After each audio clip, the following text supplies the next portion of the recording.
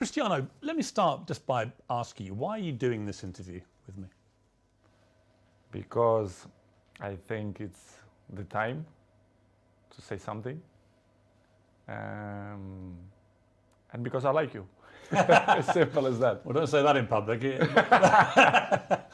Well, I like you too, and I appreciate it because I think that you've had to sustain a lot of criticism this year in particular, probably more than at any stage in your career. And I think it's time to set the record straight and to clear up a few things, not least, I suspect, for the fans of Manchester United. They must be wondering what the hell's been going on. Oh, as I say many times, the fans, I'm always gonna say good about them. They are the most important things in the football. You play for them. They're always in my side. I feel that every time when I walk in the streets, the fans coming to me and they appreciate what I do for football. And for me, it's the most important in football. The fans, for me, is everything. I want to take you back to last summer. You're at Juventus, and there's massive speculation about where you're going to go. And the big rumour is that you're going to go to Manchester City. So first of all, how close was that to happening? Well, honestly, it was close. It was close. It's something that they spoke a lot, and Guardiola say 2 weeks ago, I guess, that they try hard to have me. But as you know, as my history in Manchester United, your heart, your feeling, the history that you did before make the difference, and of course as well Sir Alex Ferguson. So I was surprised in the same way, but it was conscious decision because the heart speaking loud in that moment. You were a Manchester United legend, so when you say your heart led you, it's because of that, the history you had with the club and the relationship you maintained with Sir Alex, with the fans. I think it was the key. It was the difference in that moment. But I cannot be loyal if I will say that Manchester City wasn't close. But I think I did conscious decision. I don't regret. At some point, and as you mentioned before, Sir Alex Ferguson was the key. Did you speak to him before you Yes, came I back? did. Yes, I did. I spoke with him, and What did he say to you to try and persuade you? he said to me that it's impossible for you to come to Manchester City. And I say, okay, boss. So I took the decisions, and I repeat I was with conscience that it was a good decision. You came back and it couldn't have started better. You played at Old Trafford. Yeah, you won 4-1 against Newcastle. You scored twice. Sir Alex was there, loving it, obviously, the return of the prodigal son. Your mother was there, the return of her own son. Your mother was crying, obviously. Obviously, yes. But what a comeback. How did that feel that day when you came off the pitch? Well, that feeling was amazing, but not only the day of the game. I felt before the week before that everything changed. The world speak about me, Cristiano, back home, back where they belong. So it was a special moment to be back to Manchester United, to perform for our fans, and of course to score 2 goals was the best welcome that I received in Old Trafford. It was a memorable day and unbelievable day too. The Viva Ronaldo chant went up. Yes, Viva Ronaldo. You like hearing that? Be back, of course I did. Yeah. As I told you before, the fans for me, they are everything. 2 things happened, I think, within 24 hours of you re-signing for United. One, you broke the all-time record for shirt sales in 24 hours. You actually beat a guy called Messi at PSG. You must have been happy about that. Of course I do.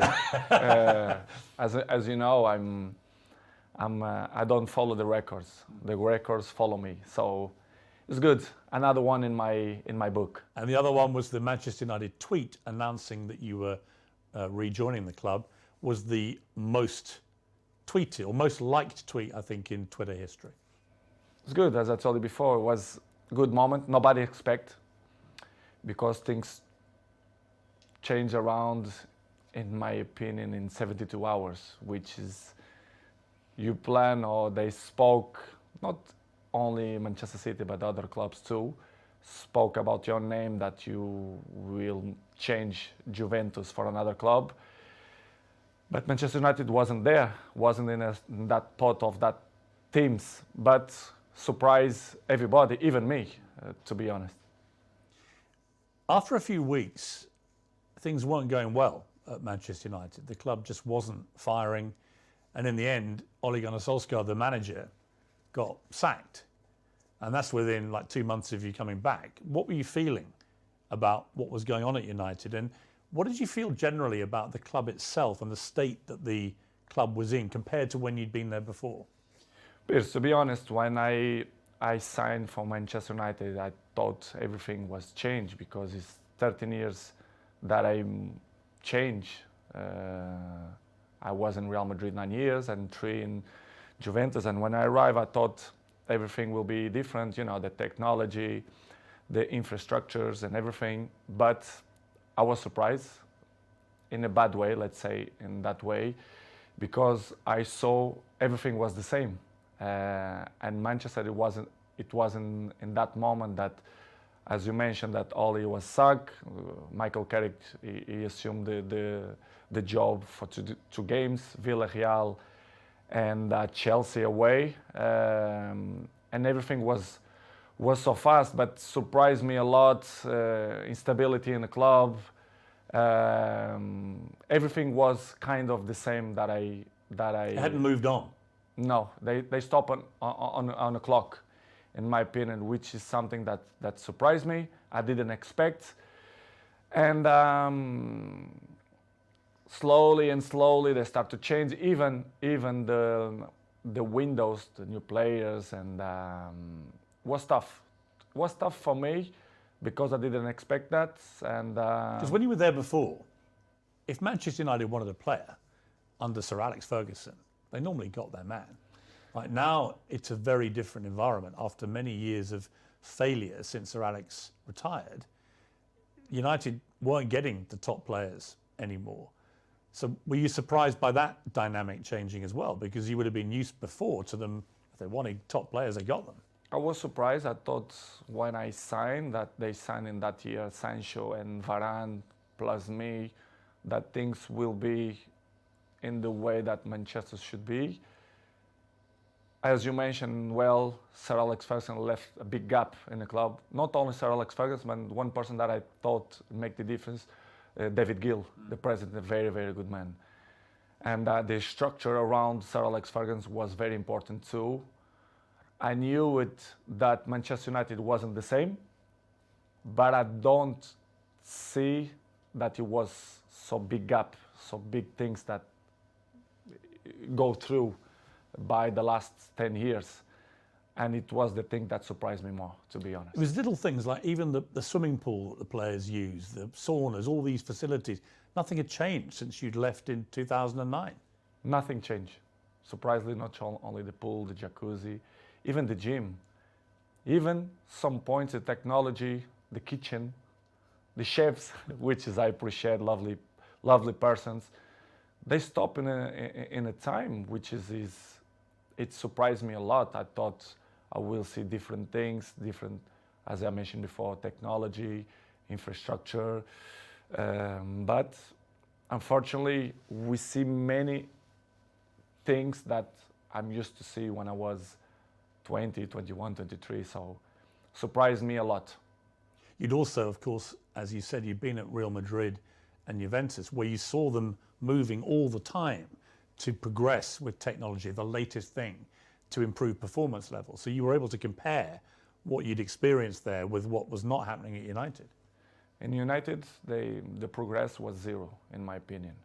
To compare with Real Madrid and even Juventus, that they follow the recent world. So the technology, especially the terms of training, nutrition, and conditions of eat properly and to recover better than before, surprised me. Manchester right now, to compare with that club, I think it's behind, in my opinion, which is something that surprised me.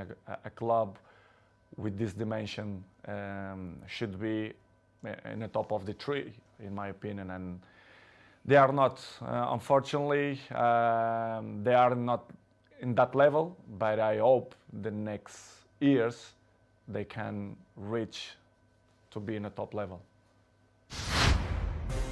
Up next, Ronaldo's scathing verdict on what's gone wrong at Manchester United.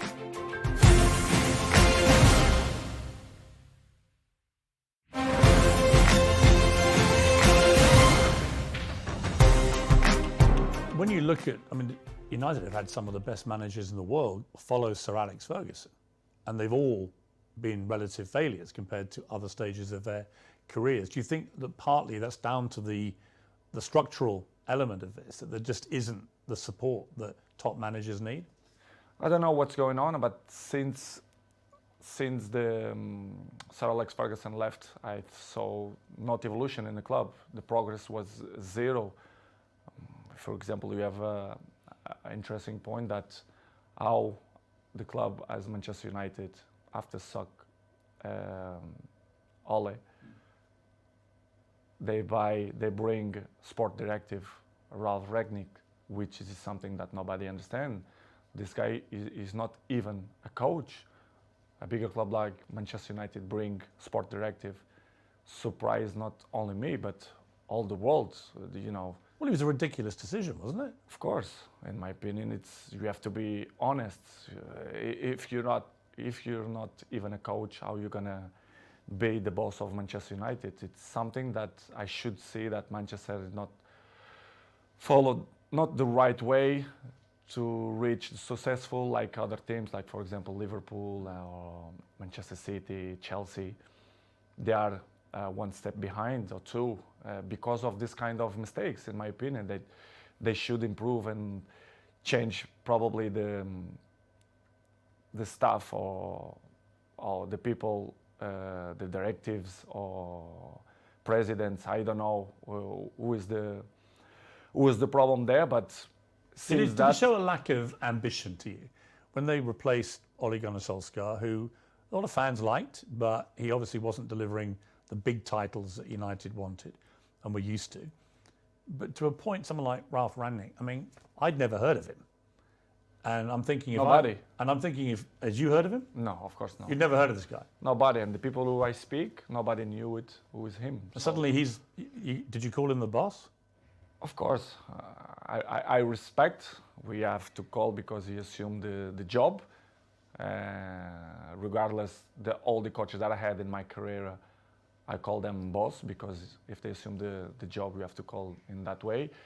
But in the end, deep inside me, I never saw him as a boss because I saw some points that I never agreed, and he stopped in a time as well. Because if you're not being a coach, the next 5 years, you're gonna lost the identity to be a coach. So surprised me a lot. But in the same way, don't surprise me a lot because if you see the structures, they keep it the same. So the coaches didn't surprise me, but was a tough moment. What was extraordinary was very quickly after Rangnick took over, it started briefing journalists that you weren't pressing enough and that maybe it would be a good idea if you moved on from the club. And I'm like, who is this guy? And why is he saying this to the man who's scoring the goals?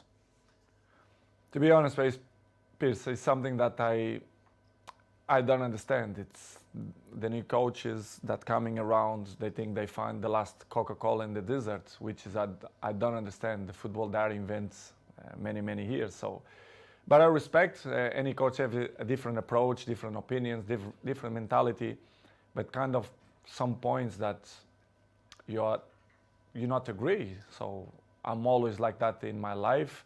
I'm always been beside the best coaches in the world, Zidane, Ancelotti, Mourinho, Fernando Santos, Allegri. So I had kind of some experience because I learn from them. And when you see some coaches that they're coming, that they want to revolution the football, I not agree. I have my opinion. They agree or they don't. They disagree. But it's part of the business because in the end of the day, I'm in a club to win. And with my experience, I want to help, like always. And some coaches that don't accept. And, it's part of the job. Did he know what he was doing, Rangnick, or not? At a club like United? No, they don't. They knew with the club very well, but they don't know the dimension of the club inside, the history of the club, which is for me surprised me even more, which is when the soccer Ole Solskjaer, you should bring a top manager, not sport director. Did you think it was right to get rid of Solskjaer, or would you have kept him on? Well, it's not. I love Solskjaer. I think he was a top person because what I keep inside my heart, it's the heart of the persons, and Ole for me is a top person. Coach, of course, he wasn't. He didn't look for what he wants. It's hard to assume after Sir Alex Ferguson, but I think he did a good job. For sure, he need more time, but I'm never doubt that he's going to be a good coach in the future. But it was a good experience. I was so pleased to work with him, even a short period. What about the younger players and specifically their mentality? Because it seemed to me, just from what I was reading, when you were originally at Manchester United as a young 18-year-old, that you had huge respect for the older players, the Keanes and these guys in the dressing room, and you would soak up their experience, their wisdom and so on. Did you get that same respect, do you think, from the younger players? I don't mean that they don't respect the experienced players or the oldest players. I don't think that word is the best one, but they live in a different era. I can see my kid, they have 12 years old. The mentality, they are not the same. They are not suffer that. What's the difference? The anger. I think the anger. I think that they have the things more easily. Everything it's easily. They don't suffer.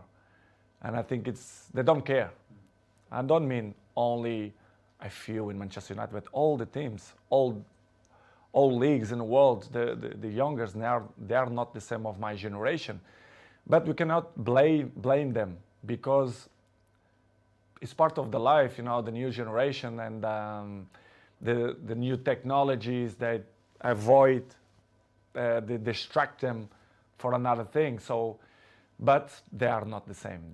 They listen, but this is why we have 2 years. You listen from one side and they go away from another side. So don't surprise me, but in the same way, it's a little bit shame because if they have the best examples in front of your eyes and if they don't at least copy what you did for me, it's kind of weird because I remember when I was 18, 19, 20s, I'm always look to see the best players, Van Nistelrooy, Ferdinand, Roy Keane, and Giggs.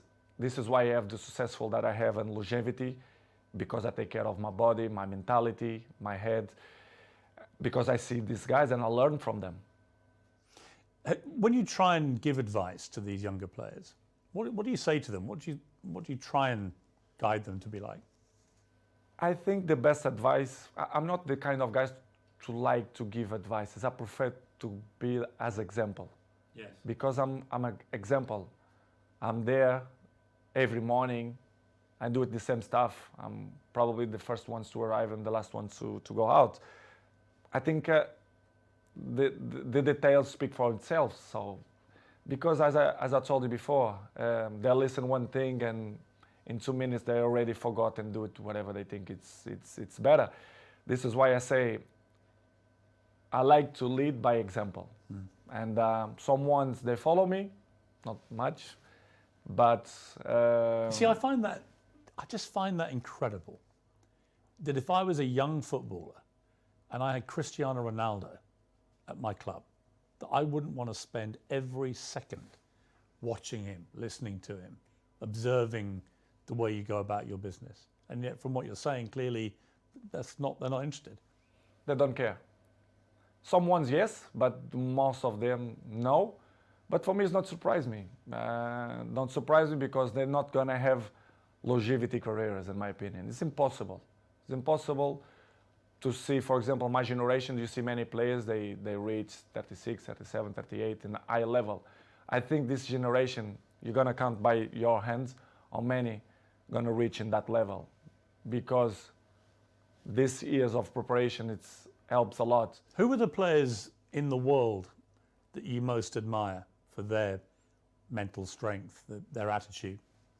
It's difficult question because I'm always can say what I see from my eyes. For example, if you tell me what I see, for example, in Manchester United, I can mention probably Dalot, Diogo Dalot. His example is young, but he's very, very professional, and I'm not doubt that he's gonna have longevity in the football because he's young, he's smart, intelligent, and he's very professional. You have a few ones more, but like him, it's difficult to see. Probably Martinez, Casemiro's 30s, but I will say Dalot. Coming next, Ronaldo opens up on the toughest moment of his life.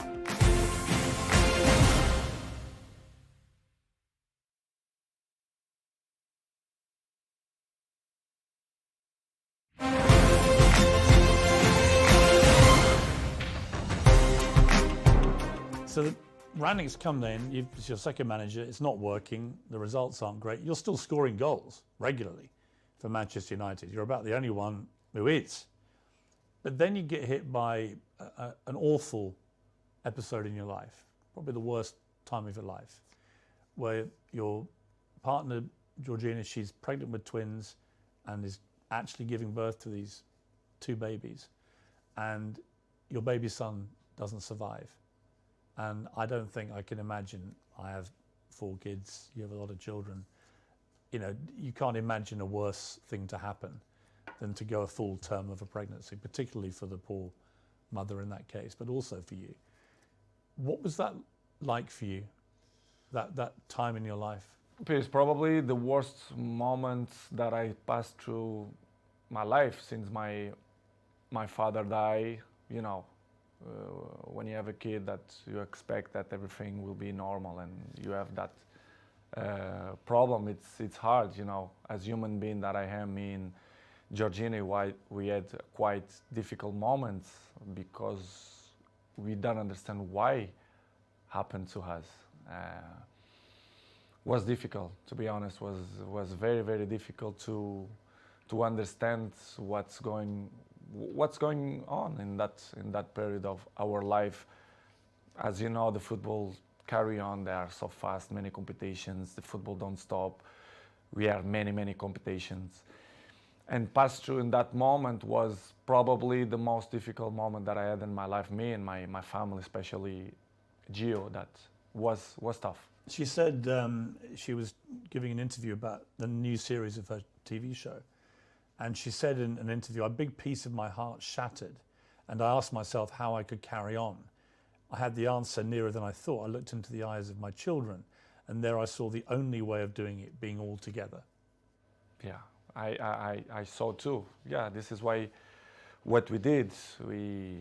I grew up my family, especially Gio, and we had the difficult moments, but we said, listen, we have more kids. We have one that born, Bella, that we have to be happy too. I mean, such a difficult situation again, where you're mourning the terrible loss of your little baby boy, but also celebrating the birth of your beautiful daughter. I try to explain sometimes to my family and even my close friends. They say, I never felt to be happy and sad in the same moment. Yes. I never felt. It's hard to explain. So difficult. So difficult. You don't know if you cry or you don't know if you smile. Yes. Because it's something that you don't know how to react. You don't know what to do, to be honest. And of course, I remember very well that I looked like, I don't know the word to define what I felt in that moment, but it's crazy feelings, it's crazy emotional.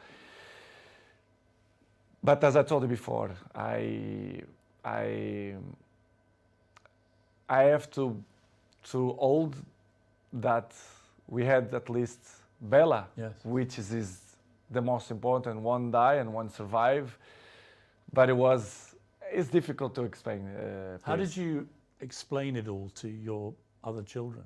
They must have been so confused about In the beginning, Gio arriving home and the kids start to say, "Where's another baby? Where's another baby?" Of course, Cristiano, I had conversation with him in the day because he's 12 years old. He knows, he understands everything.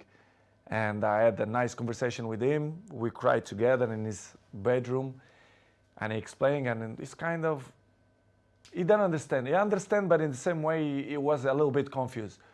The other ones in the beginning, in the table, the kids start to say, "Mom, where is the other baby?" Blah blah blah. And Gio, in the beginning, they start to say, because she had a little bit belly because they had two. It's hard process.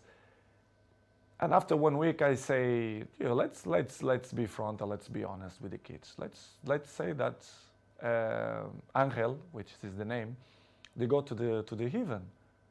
It's better to say in that way. Yeah. And we start to use in that way. And the kids always understand when we had shots in the table, and they say, "Daddy, I did this for Angel," and they point out for the sky, which is I say, and I like it the most because it's part of the lives, and I'm not gonna lie to my kids to say the truth, which was a difficult process. But in the same way, I become more father, more friendly of them. They become more close to his daddy, especially me with Georgine as well.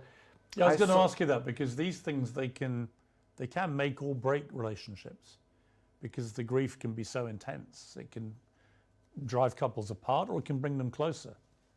In my case, it was better in that way. I become more friendly of Gio. I was of course friend, but I see more lovely for her and for my kids, and I start to see the life with a different perspective. You understand, which is coming the point of, if you're gonna ask me for sure, the pre-season moments. Yes. For example, why I didn't go to the pre-season. Yes, I'm going to come to that. Yeah. But it was just to finish in that chapter was the most difficult moment. The last since my dad died, it was this moment that I passed through the last 6 months. Do you feel your son is with you in spirit? Do you feel For that? sure, for sure. His ashes is with me, like my daddy. They are here in my house. Yes. It's something that I want to hold for the rest of my life. I'm not throw to the ocean or to the sea.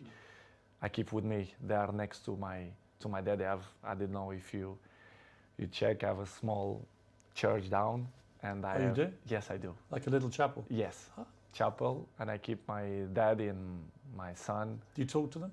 Yes, I do.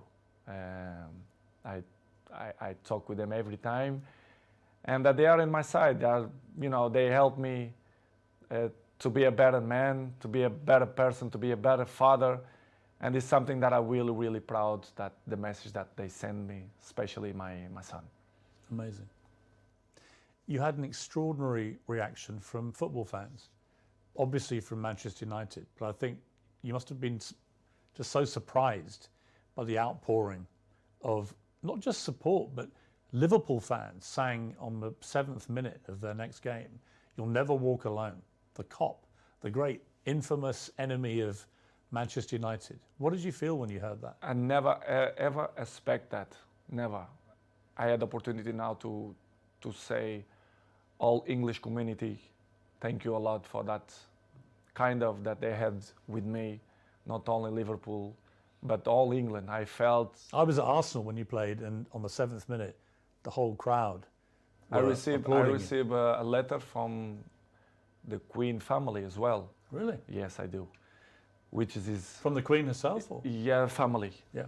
And surprised me a lot. Offering their condolences? Yes. Wow. Unbelievable. This is why I say I respect a lot the English community, English people.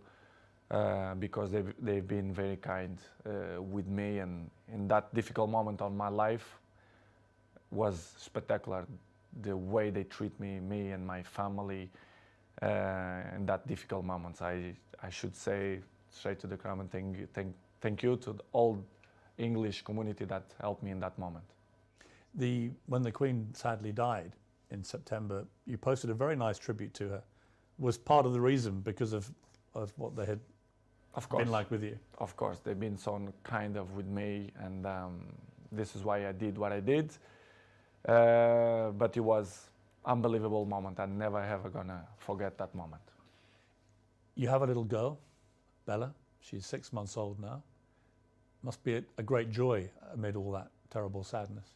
Unbelievable. It was another member in the family. They are the shine of the house, and we are so proud. Me, Georgina, and all my kids. They are very, very proud for them. They are spectacular. A beautiful girl, and we are so happy. We are so happy. We are happy fathers. You're going to have more? I'm not thinking now thinking more kids. I think we done, but we never know. The future only God knows. But right now we want to have a break, to enjoy these ones, because they are little. Bella 6 and the rest they are 5 and Cristiano 12. We want to enjoy a little bit of these ones. Let's see the future. It's very difficult to play top level football at the best of times. It's a hard business in full public glare of millions of people watching. To have to go back and play after this must have been incredibly hard for you, even with your mental strength. How did you find that? Difficult, very difficult to play after that. But as I always have good support from my family, and Georgina told me, go to play, go enjoy, to do what you like to do. We're gonna help for you to forget a little bit the situation. It was difficult, but in the same point, I think helps for you to, to don't thinking much about that. Even to training was good, but as you know, the football going so fast, and trainings, games, even the national team, the things going so fast, you don't even have a time to settle and say what's going on, because the things going so fast. But was good. Georgina helped me a lot to give me that possibility to say. She's a very strong woman. Yes, she did. Georgina. Yes. I mean, really strong. Yes. Just to be your partner is probably not an easy time a lot of the time, with all the attention all the time. But to go through what she's gone through and still get up and be there. We help each other. But she struggled when she was young, which is she look at life with a different eyes. Even she's young, but she suffer. She born in Argentina. She have his issues with his family as well. She live alone. She have interesting life and histories as well. And she helped me a lot. She's very mature for his age. We help each other. Sometimes when I'm a little bit down, she push me up, and I do it to the other side. So we are a nice couple. We help each other. So I'm really pleased that she's on my side. Any movement on the wedding bells, Cristiano? I'm not thinking now about that, but I can see in the future. I think she deserves, but it's something that not coming now in my plans, but in the future, yes, I want. Coming next, Wayne Rooney, Gary Neville. Ronaldo's got a message for both of you.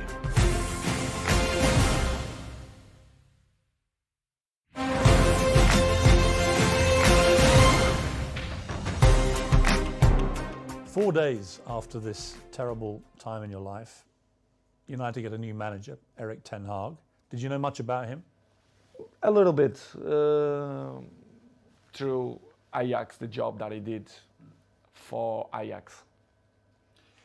You end the season with 24 goals for Manchester United, including 18 in the Premier League, 6 in the Champions League. You were second in the Golden Boot for the English football.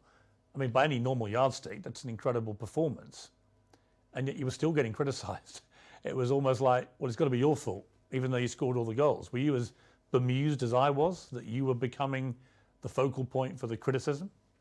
I think it's easy to point out when you want to cover other things, to point out Cristiano Ronaldo.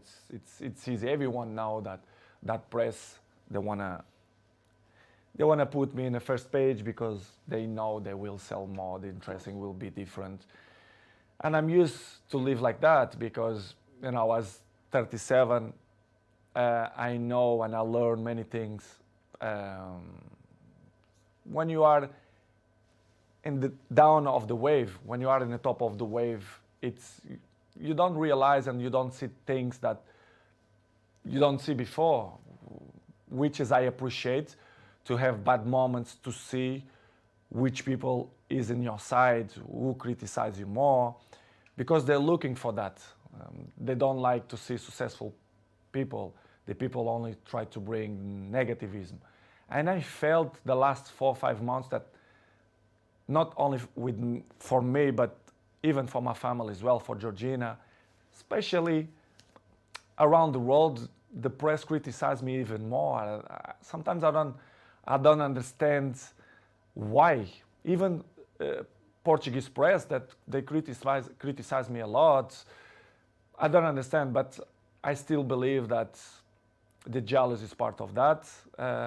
They want to cover many things that helps to shine other things. But listen, Piers, I know I'm 21 years in the top of the game, so I know how it takes. So for me, it's not a problem. It's hard when you are a little bit down to listen to this criticism. Do you read it all? Do you read newspapers? Do you read social media? A good thing that I have, I don't like to read because I know 90% of the times they lie. They are garbage. The press, they are garbage.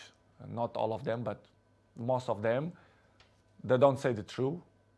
And they lie. They constant lie and they constant attack me and my family. They're always negativism against my family.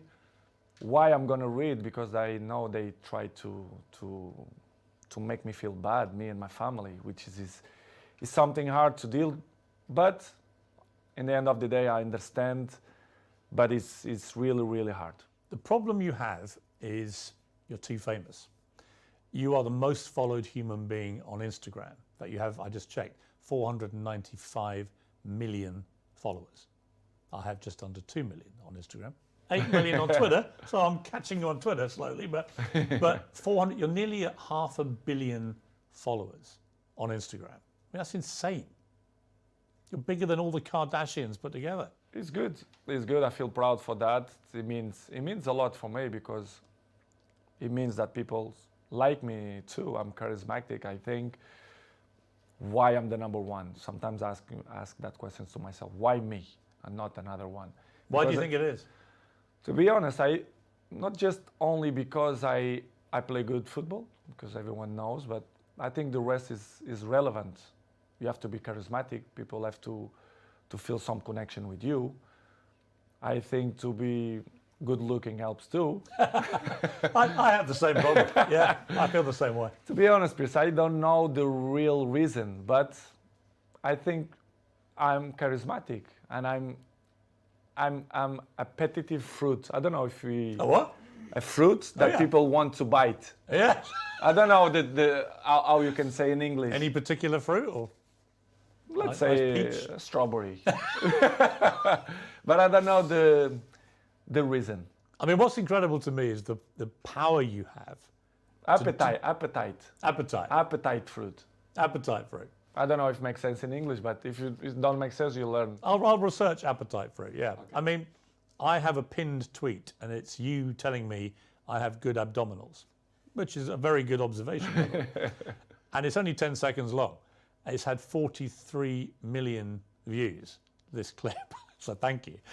Because 43 million people have heard the guy who actually has got good abdominals tell me I've got good abdominals. But it showed me the sheer firepower you have in that world of social media. It's just extraordinary. It's what I told you before. I have good things which is you can sell your own product, let's say in that way, but you have to deal with many obstacles in your life too. Do you care if people hate you? I mean, a lot of people love you, but obviously a lot of people don't. You're so big, you're going to get both. But do you care about the ones who I care. hate Cristiano Ronaldo? I care the people who like me. I'm not waste time for the people who don't like me. I think it's waste of time. These people, they are not interesting on my life. I like to be around the people who love me. I don't waste my time to see the criticize of people who is next to me, ex-players, for example. I mean, one of your that. biggest critics has been, and I'm surprised about this, Me too, Wayne Rooney, for example. who you played with for many years very successfully and were good friends with him. And yet all this year, 3 or 4 times, he's come out and attacked you in the media. Pierce, I don't understand. You should ask this question to him, but I don't know. I don't know why he criticized me so bad, or I don't believe that he's jealous of me. He says your behaviour is unacceptable. United should sell you.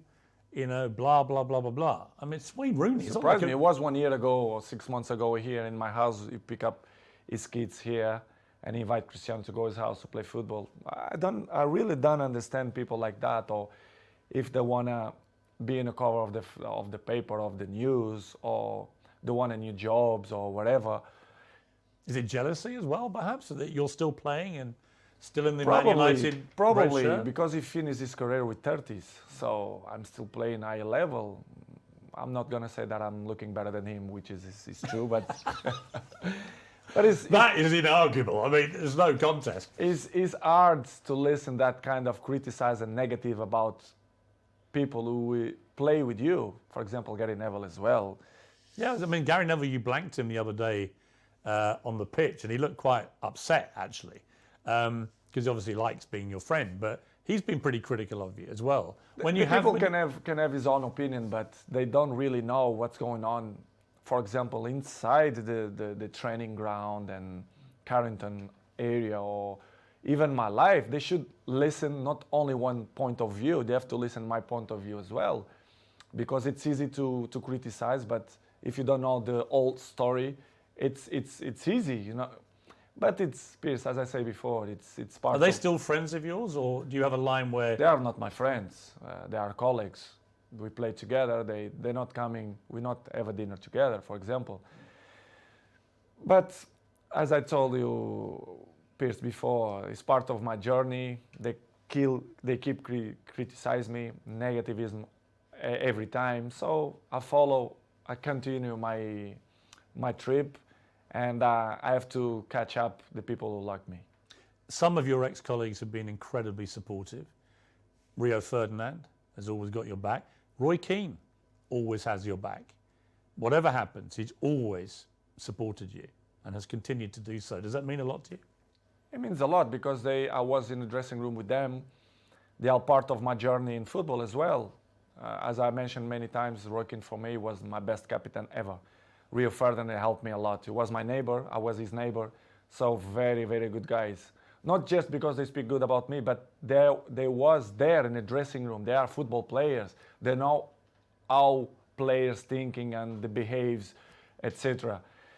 And to listen ex colleagues or teammates to criticize you, and they always see one point of view. Do you feel a bit betrayed when they do that? Because you played together. It's easy to criticize. I don't know if they have a job in television that they must criticize to be more famous. I really don't understand. Do you think they use your name a bit to get attention? I think they take advantage of that because they are not stupid. And I really understand, and I have to carry on with my life with criticize or when the people speak good about you. But it's hard when you see people who was in the dressing room with you criticize you in that way. It must hurt It's you. not good. Yeah. Yes, I did, but not hurt.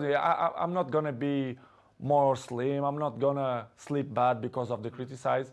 But it's not good to listen that. Disappointing. A little bit, yes, disappointing. Next on Uncensored, expect fireworks and the explosive second half of my 90 minutes with Ronaldo. Your baby daughter's in hospital. And the president of Manchester United didn't believe the empathy don't exist. The Glazers, they don't care about the club.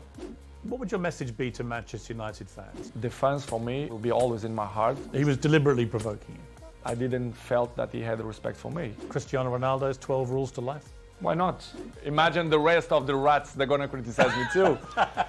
I'm just trying to work out how Wayne Rooney could hate you even more. They only speak about the black sheep, which is me.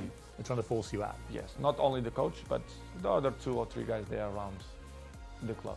Yes, I feel betrayed. If you don't have respect for me, I'm never gonna have respect for you. You think England have a chance? I have a chance beside Portugal, in my opinion. That's it, you retire, right? Yeah, I retired. 100%. Do you have more pounds in the bank or more Instagram followers?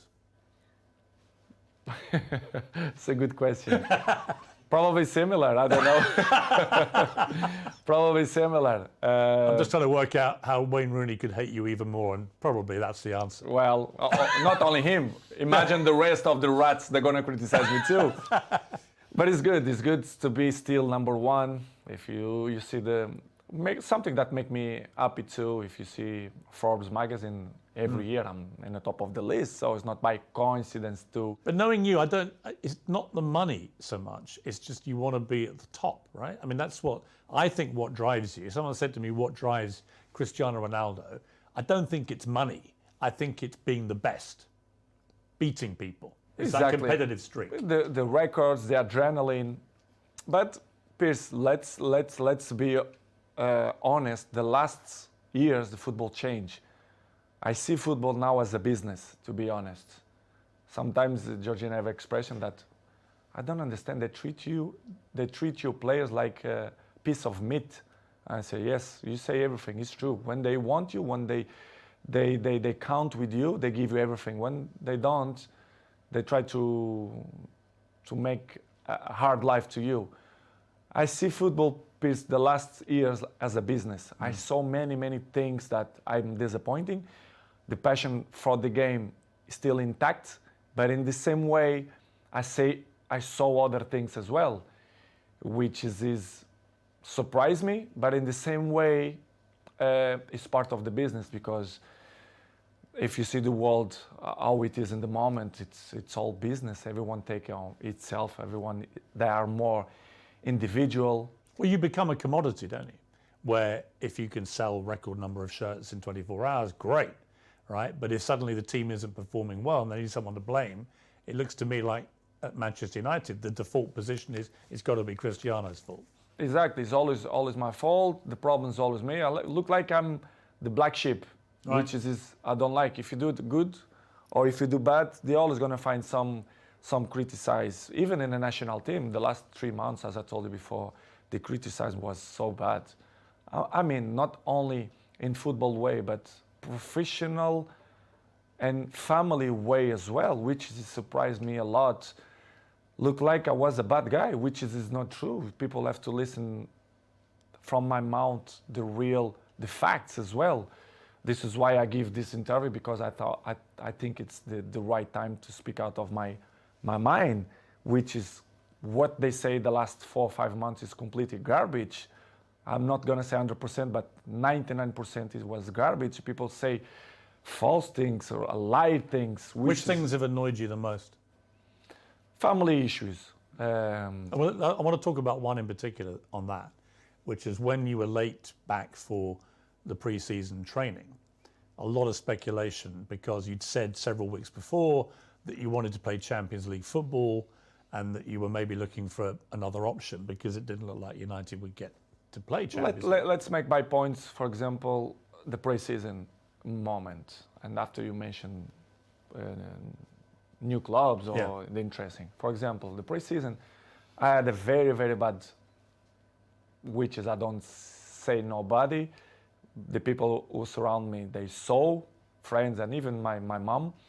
I had some problems in vacation that my young daughter, they have a little problem. They have bronchitis, which is she's bronchitis. Bronchitis, really? Yes.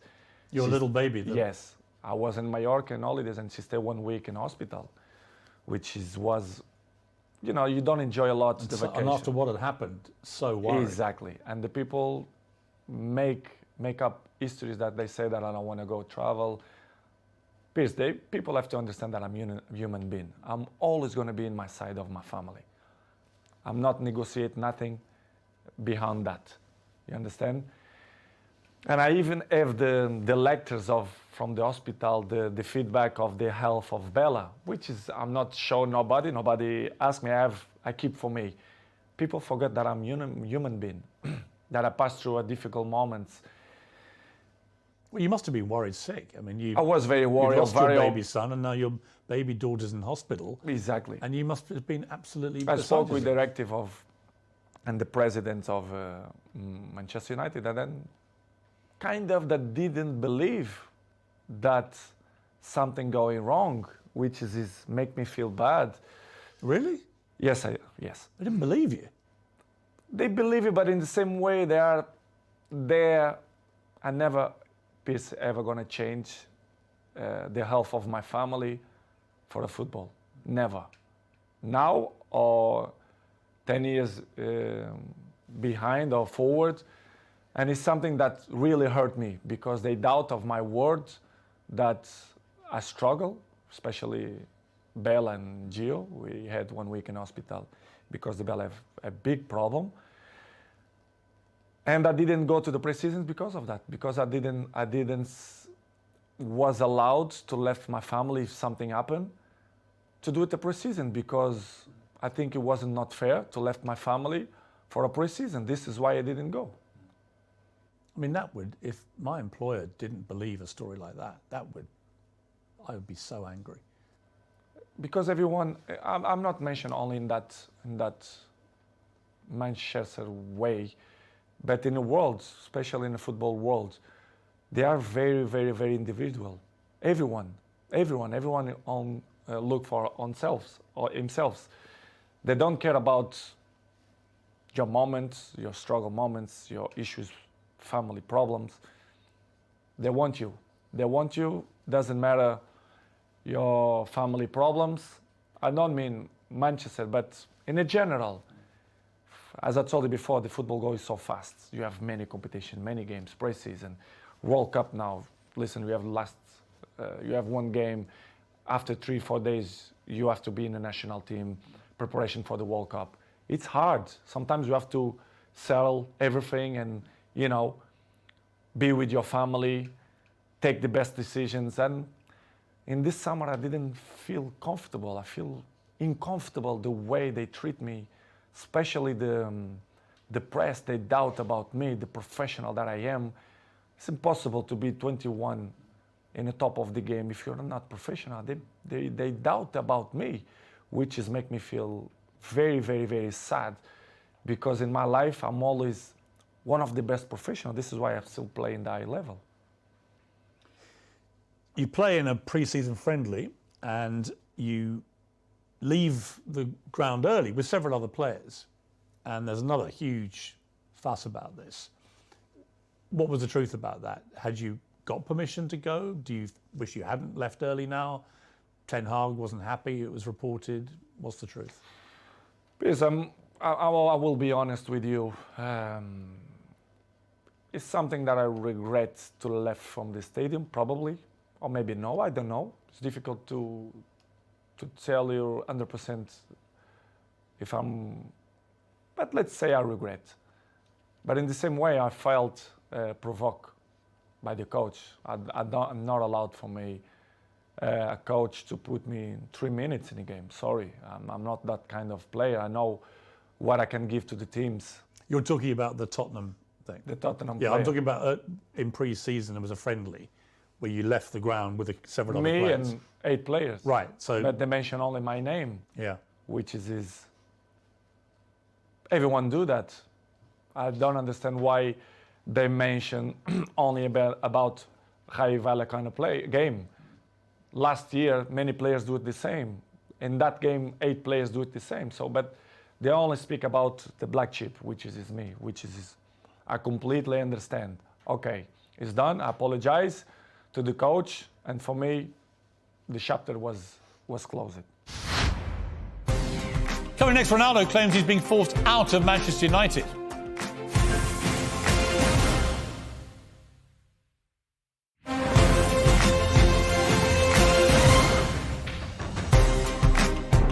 It seemed to me that right from the start, Ten Hag wanted to show you who the boss was. That he dropped you, he benched you, he mucked you around, he talked about you in the press. Were you getting that feeling? I mean, did you feel that? The feeling, he always mentioned to me that I didn't need the preseason, so I should wait for my opportunity. I really understand. I understand. But I'm not going to give you points, but he don't do it the same procediment to every players. I'm not going to mention players, but they don't do it the same way. Second, I understand that becoming a new job, Manchester was so bad the last 5 years that they should clean the house, let's say in that way. But the way they approach, the way the press make this so big, it's because probably the communication wasn't the best. But I really understand in the beginning, because I didn't do the preseason, I don't start to play. But going more further than that, other things happen that they don't know. And I'm not hiding that the empathy with the coach is not good. I'm honest. You don't have a good relationship with him? I'm not mean good relationship. The empathy is not good, let's say. Do you think he respects you? I think he don't respect the way I should deserve. But it is what it is. This is why probably the game against Tottenham I left. Well, I want to come to these two games. So against Manchester City, where United got destroyed, he didn't bring you on. He brought on other strikers, but didn't bring you on. And I felt insulted on your behalf. I was like, well, surely against Manchester City, if you're losing this badly and you've got the greatest player of all time sitting there, you at least give him some time, don't you? But he didn't. And he said afterwards the reason was he had too much respect for you. He wanted to respect you. When you heard him say that, what did you think?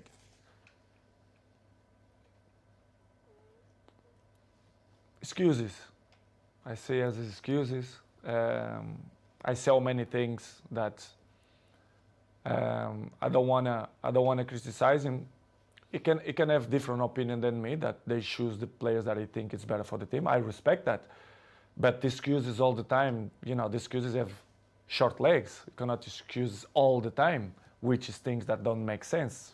Okay, you don't put me against Manchester City because of respect of your career, and you want to put me 3 minutes against Tottenham. Well, that's the thing. So then you then play Tottenham. Don't make sense. And then he wants to bring you on with 3 minutes to go, which is the complete opposite to what he said the situation was with City. I think he did purpose. Because, for example, in the national team, the other clubs, if the coach wants to put me 5 minutes, if someone injured or if they really need me, I will help. But in that way, I felt provoked, not only because of that game, but before some. He was deliberately provoking you. Well, everyone know that. Disrespecting you, you think? Exactly. This is why I say I don't have respect for him, because he don't show me respect for me. This is why we are in that situation. I have to be honest that the things don't going well because of that, because the empathy don't exist, and he keep say things for the press, but the press say what they think it's good to protect probably him and Manchester United. But as I know, I understand many things, that he signed 3 years contract with Manchester United. Probably I'm not going to be too much long in Manchester United, apart when I'm finished my contract. I really understand, but I like guys that they don't lie, they speak honest, they be frontal, and I'm not negotiate my morals. My morals always will be intact. And what's going in my things the last 2 months was not respect in many ways, which is it.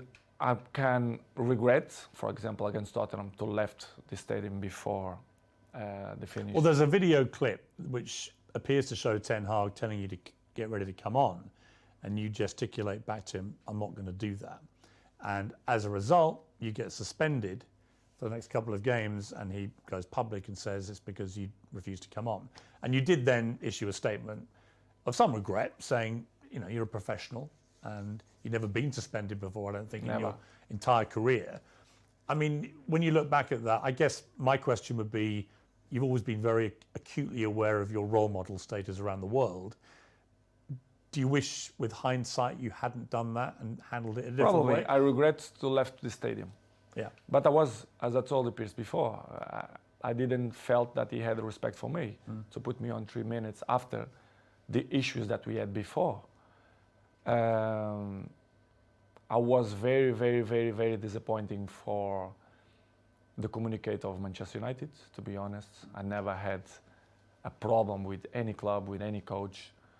And they suspend me 3 days, which is I felt a lot, and it was and level of sport clubs, I felt a lot, and it was a shame. Was it humiliating for you? I think so, yes. I have to say the truth, what I felt. I remember I arrived. Well, I don't want to say details what he pretend to do it, but I'm not going to say that. But I remember arriving home and Cristiano see me, Daddy, you not go to the game? I said, no, because the club punished me with 3 days. And he did like, how they going to punish you if you are the best player in the world and you're not going to play? I said, no, I'm not going to play because I'm behave. And he look at me like, my daddy, not behave. What? In one way, I was good because I was like more relaxed, but in the same way, I feel very disappointed because, okay, I regret, I apologize, I'm not perfect, I commit a mistake, but to suspend me 3 days for that, I think it's too much, and they make fire for the press, which is really disappoint me. And that seems to have been the pattern of the way Ten Hag has wanted to treat you since he became manager. Just constant attempts to disrespect you, I guess. Many points happen. I think in some certain points, I think was strategy from the club for me to react like that. Because they wanted you to leave? Probably, yes. They're trying to force you out, you think? Yes. Not only the coach, but the other 2 or 3 guys there around the club. At the senior executive level? Yes, that I felt betrayed. And you think they're trying to get rid of you? Honestly, I shouldn't say that, I don't know, but listen, I don't care, people should listen the truth. Yes, I feel betrayed, and I felt that some people that don't want me here, not only this year, but last year too. They didn't want you to go there at all? No. Really? No. Yes. The owners of the club, they don't. The Glazers? The Glazers, they don't care about the club. I mean, professional sport. As you know, Manchester is a marketing club. They will get his money from the marketing. The sports, they don't really care, in my opinion. Do you ever talk to them, the Glazers? Never. Never? Never. Not since you've gone back? No. They give all the power to the president, the sport directive. A lot of Manchester United fans are very negative about the Glazers. They think they're taking all the money out and not spending enough on players, on the infrastructure issues you talked about. Do you think the fans are right? The fans, they're always right. I think the fans should know the truth, should know that the players, we want the best for the club. I want the best of the club. This is why I'm coming to Manchester United. This is why I love this club.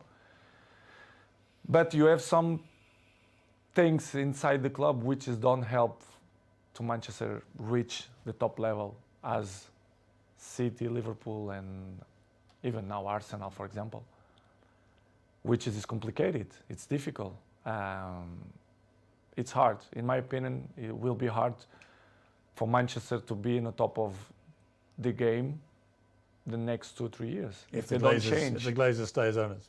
I'm not mean the Glazers, but The structure. The structure.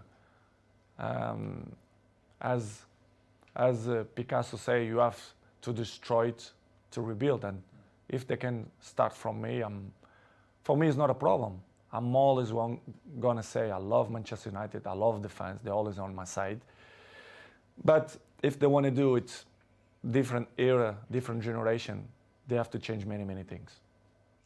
When you walked away at Spurs and didn't go on, Gary Neville said your behaviour was unacceptable, called for you to be punished. He said he knows what he's doing. He's experienced, and players of that power have a real negative impact when they do it. The influence they have on other players is really negative. And it was after that that you gave them the old blank treatment, which was very funny, by the way. But for Neville to say that about you? They don't see the big picture. Why I react like that? What's happened? All the behind the scenes stuff. All the behind the scenes. I was probably not provoked. They will accept to play 3 minutes after the whole situations that going through the last 2 months. Don't tell me that top players, the guys who won everything, the key players, will play 3 minutes. Come on, this isn't acceptable. After what they keep saying before, that they respect me, they do this, they do that. For me, it wasn't not respect. This is why I take this decision. I regret. I apologize to my teammates for the situation. I did a post in Instagram. I regret to left from the stadium. I regret my teammates. They know what I felt. I said to them, apologize. But in the same way, I'm not regret to take the decisions to don't coming on. I'm like that. I will be always like that. If you don't have respect for me, I'm never gonna have respect for you. And the coach didn't have respect for me, so this is why the relationship it's in that way. And he keeps saying in the press that he can't with me, like me, blah blah blah blah blah. But it's only for the press. Really? Yes, 100%. So where are you now in your head with all this? Because the World Cup is about to start. You're going to go there with Portugal, and we'll talk about that in a moment, with a very exciting team, actually. But where are you with United? They won't be playing again now until after Christmas. That leaves a few days before the January transfer window. Do you think you'll still be a United player come January 1st? It's difficult to tell right now, Piers, because my mood is right now to the World Cup. It's probably my last World Cup, of course, my 5th World Cup. I don't know what's going to happen after the World Cup. But as I told you before, and I will say again, the fans will be always in my heart. And I hope they being in my side, even if I'm back or if I'm not back or if I stay or whatever. Nobody's perfect. Episodes in the life we all have. It's part of the human beings. It's part of me to be a human being and father as well. I always will commit mistakes, but I don't know. It's hard to tell you right now what's going to happen in the World Cup because my focus is only for the World Cup, for the Portugal national team. Coming next, will Ronaldo still be at Old Trafford after the World Cup? I'll ask him.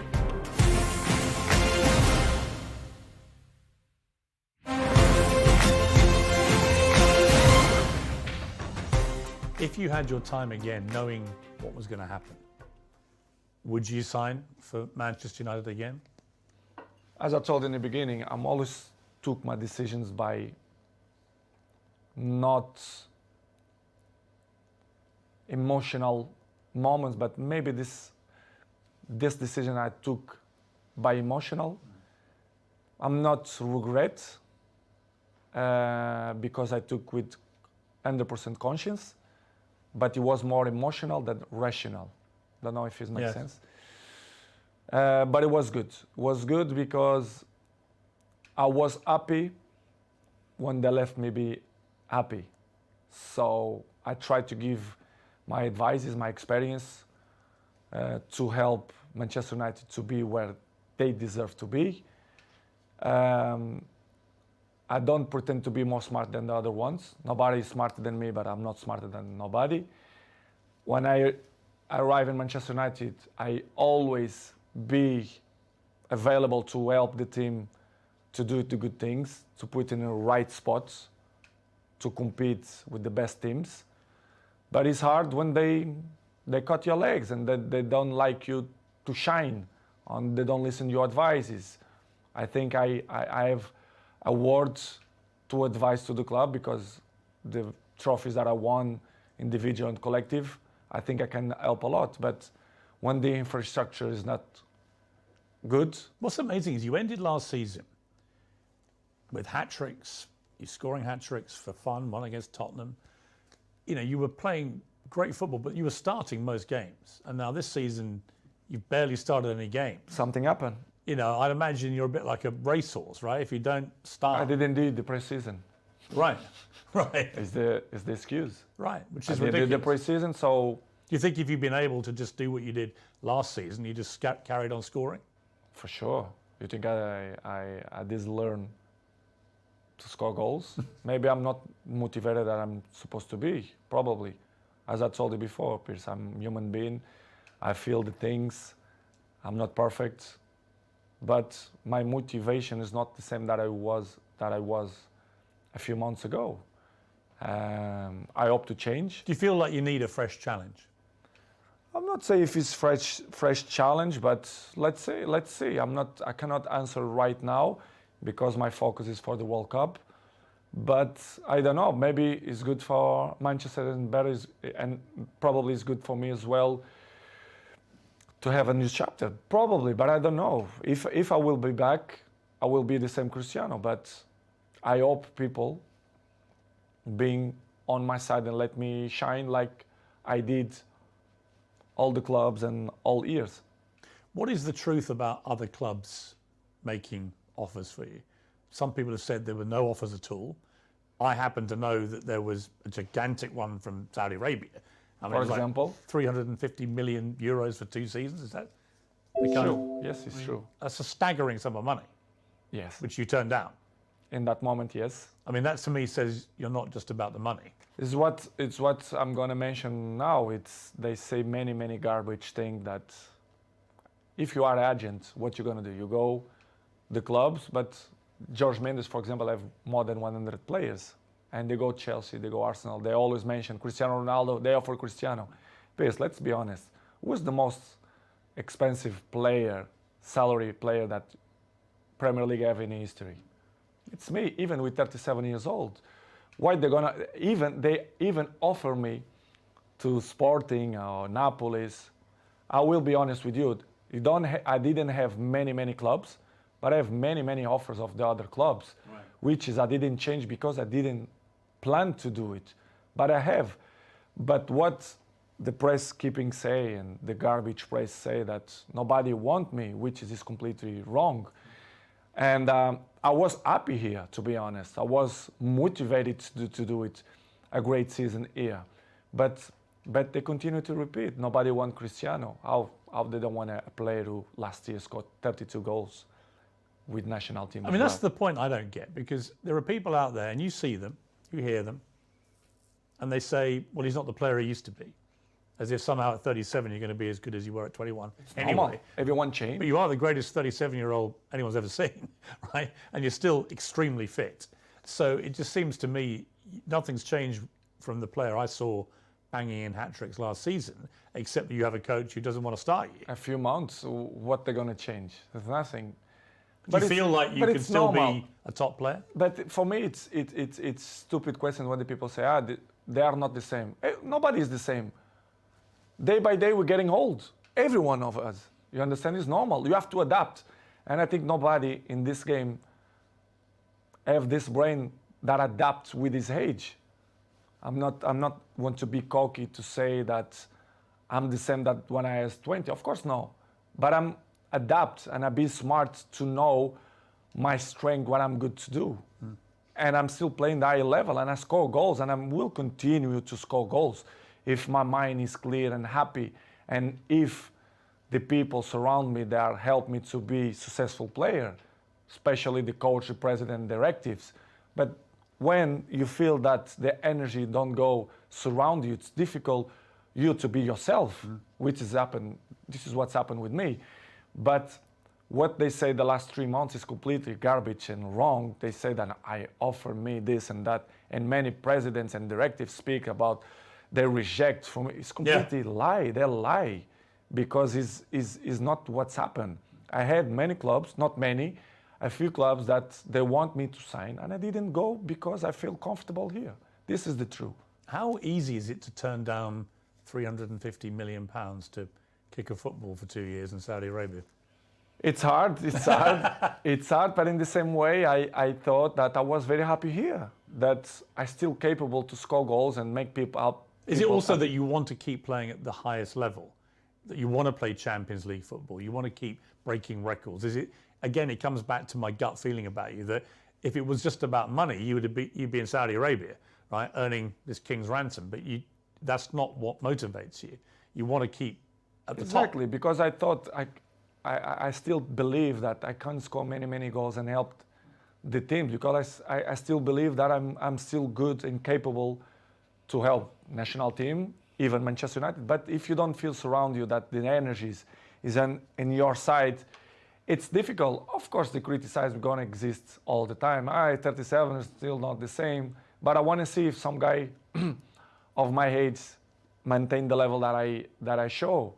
You're not going to teach me that. Nobody going to teach me that. I know. Are you as fit as you've ever been, do you think? Yes. Yes. In this moment, I feel very good. I believe that I'm going to do it amazing World Cup. I'm prepared physically and mentally. But, Piers, it is what it is. Life is good. I'm good. My mental is good. I'm happy to do this interview with you. I know they're going to generate many polemic. Of course. But Cristiano. But they would polemic. anyway, right? I mean, they've all had their say, and now you're entitled to have your say. And you know better than anybody because you are Cristiano Ronaldo. They criticize me when I don't speak. Of course, when I'm going to speak, they're going to criticize me even more. But it's something that I can deal with that. I know I'm going to disappoint a few people. Maybe I'm going to make happy a few people, but it is what it is. The life it's completely difficult. We have obstacles in our lives, and I will keep running to fight against the people who don't believe me, and the life is a challenge, and I want the people that they are wrong when they say that if you do leave United, and I accept that this is not a done decision either way, but if you do, and it seems to me like it's more likely than not as we sit here, what would your message be to Manchester United fans who've had to read all this stuff all year and probably have a very mixed idea about where the truth lies? What would you say to them if you do end up leaving? It's hard for me to say that I will not be back to Manchester United, but regardless, as you say, it's let's see what's going to happen. But as I told you before, the fans for me always will be in my side, will be always in my heart. I see during the days when I go to the street, the love, the passion the people have for me, the respect. I hope that they never forget the things that I will continue to do it, not only in the past, but in the present too. Manchester will be always in my side. The fans will be always in my side. Doesn't matter what's going to happen. And I appreciate the love that they send for me all the time, even when I'm done play. Even when they criticize me, they always will be in my heart. So thank you to all the supports. I hope to see you soon. And they always will be in my heart. And what about Sir Alex, the man who persuaded you to come back again? Really, like a father figure to you, really, in many ways, like another father to you. What's his take on everything that's been happening? What's his opinion of all this? I don't speak with him like 1 month ago, but it's always on my side. He always understands me.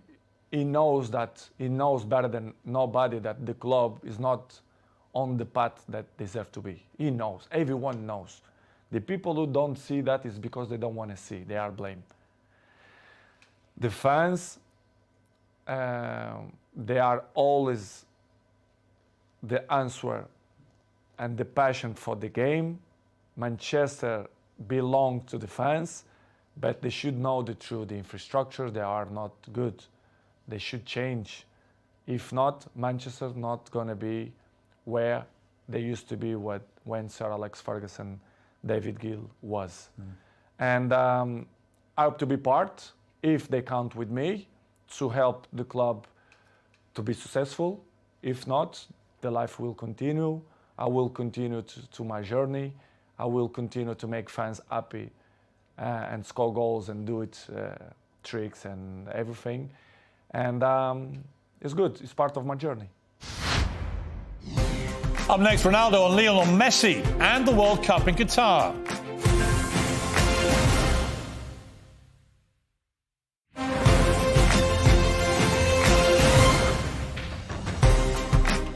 I want to just talk to you briefly about the World Cup. Your fifth World Cup.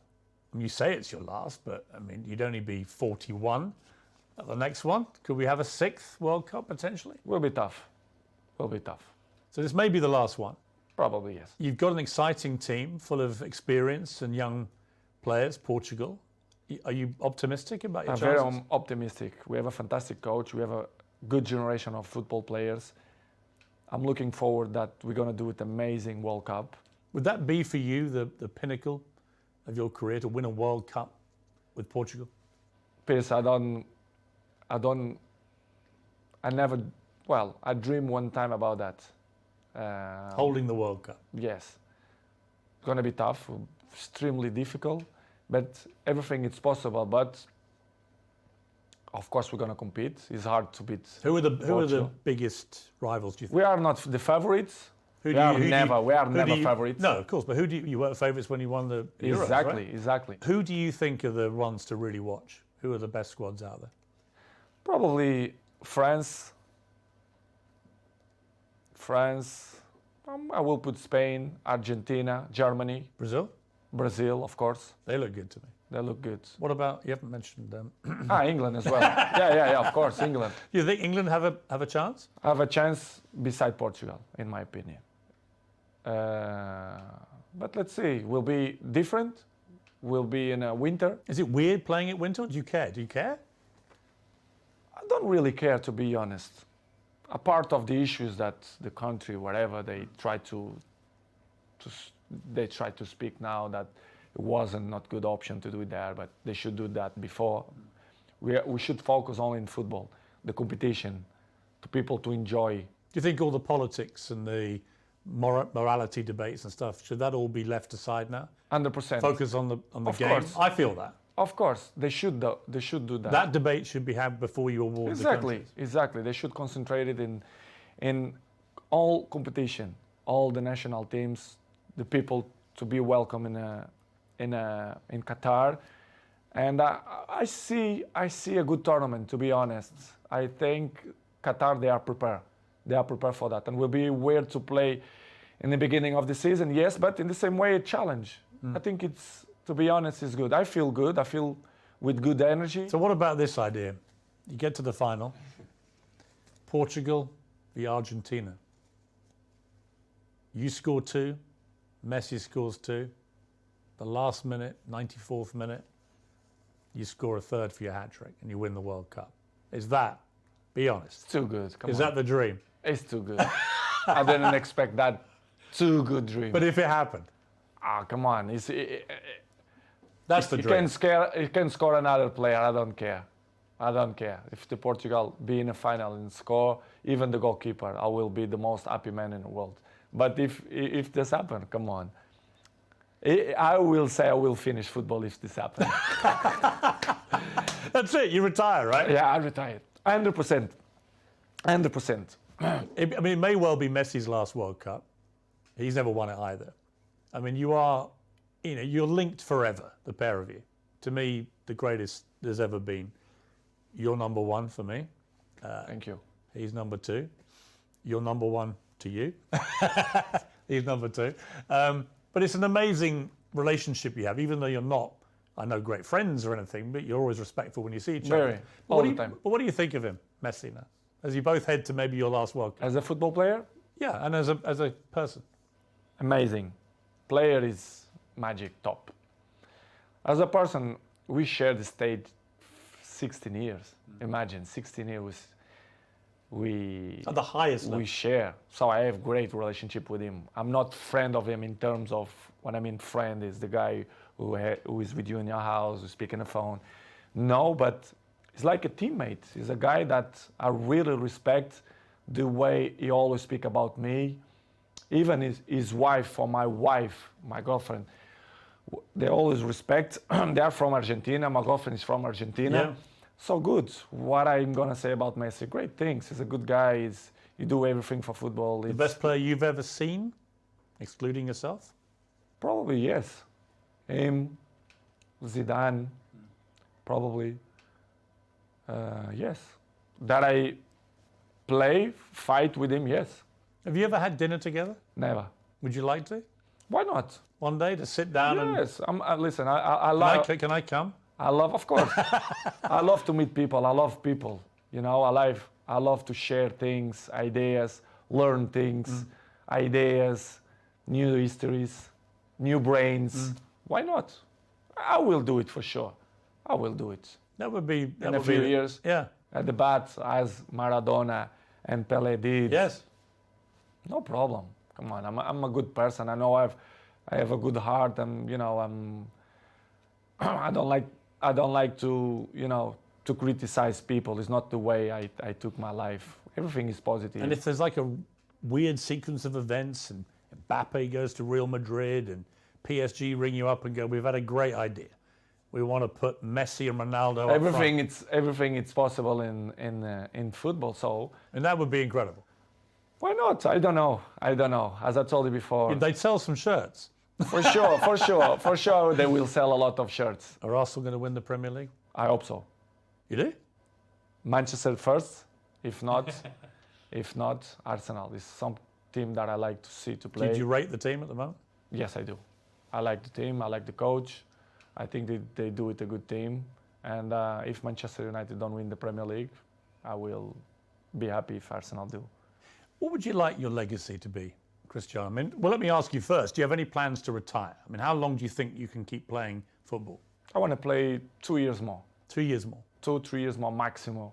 I want to finish with 40. I think will be At 40. 40. A good age. But I don't know. I don't know the future. Sometimes you plan one thing for your life, and as I told many times, the life is dynamic, and you never know what's going to happen. Tom Brady in America, the great NFL quarterback, retired. Then he has a conversation with you on the Old Trafford pitch, and whatever you said to him, I'm psychologist, so the next day he comes out of retirement. psychologist. You see, I'm good psychologist. What did you say to No, him? I thought he took the decision a few weeks before, but it was good. What did you talk about, you two To goats? speak about in a general, he's very, very smart guy. He knows a lot about football. We have a nice conversation. And You scored a hat-trick that day, didn't you? yes, I did. He gave me good energy. When I have good energy, When you have around me- another goat in the stadium, does that fire you up? exactly. When you It's have a another goat thing, right? Yes. Energies. It's all about energy. When you have good energy around you, I can be interesting things. What about Jordan Peterson, who I know came to see you? Amazing man. Yeah, because I've interviewed him a few times, and he was fascinated to meet you and to talk to you, both about private things, about what had happened to your family this year, but also about professionally you and your situation. I'm a huge fan of him. I read his book, 12 Rules, and I felt that he's really, really interesting guy. And I love to meet smart people. And fantastic man. And I learn a lot, some advices that he give me, not only What was, for the this best, what was moment. the best advice he gave you? We had a nice strategic conversation, not only for the moment of my life. I mean, not only for football, because my life is not resumed only for football. I'm a businessman. I have, and many important things on my life. And when you are surrounded with these people, with you as well, people that make your life more interesting, they reach something in your daily life, I appreciate, because it's that kind of people that thinking outside the box, which is I appreciate. And We had a nice conversation, strategic conversation, not only for the moment, but for the future as well. He gave him some points that I never expect, but the beginning was to meet him, a good person, an intelligent person, and was fantastic. And we keep in touch. I speak with him. It's good.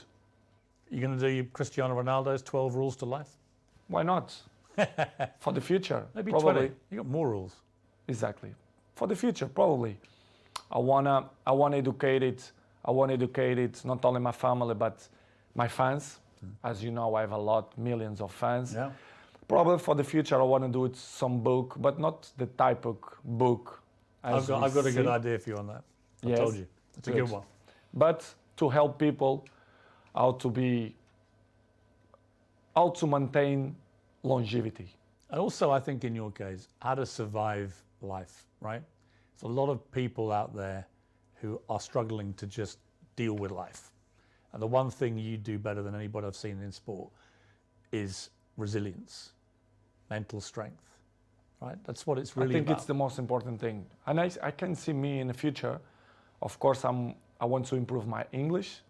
It's very good. It's much better even than last time I interviewed. Yeah, but I have to improve. I have to do more interviews. I have to improve. I know, and I want to improve, and I see myself to do it when I'm retired, to speak for millions of people, advices, how to be a professional player, how to maintain your longevity, how I'm not a psychologist, but I passed through many things, and I can above all, how to win. How to win, which is the most important. And I think that's what it's all about. I have experience to inspire people for that. I think I'm a role model, and I can help many people in that way if they want my help. If they want to listen to it, right? For sure, especially the young people. I want to be with the young people, to speak with them, not only for them, but for the fathers as well, to put him in the right spot. Cristiano, what a pleasure. Thank you very much indeed. Thank you very much, Piers. It was a pleasure for me too. Thank you. Thank you very much.